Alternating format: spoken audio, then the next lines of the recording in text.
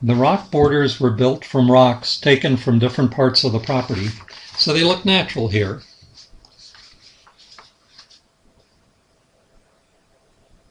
In the cage is a woods rose, a native that you often find growing in riparian areas. Pretty pink flowers in the late spring.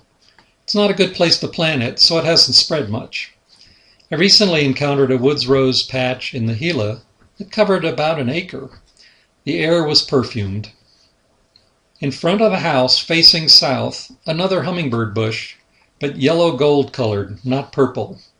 It tends to wait for the monsoon to grow and bloom.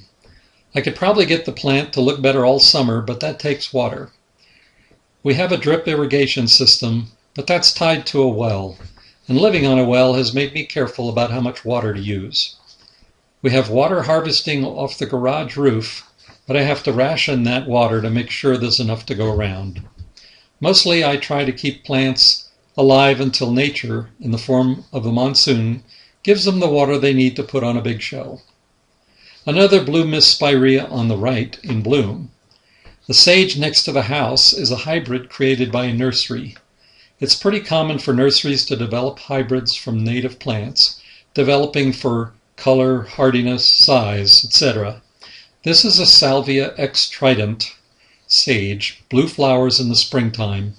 It's done blooming already, so it's one of our earliest bloomers. And here is a fern bush, native to Arizona.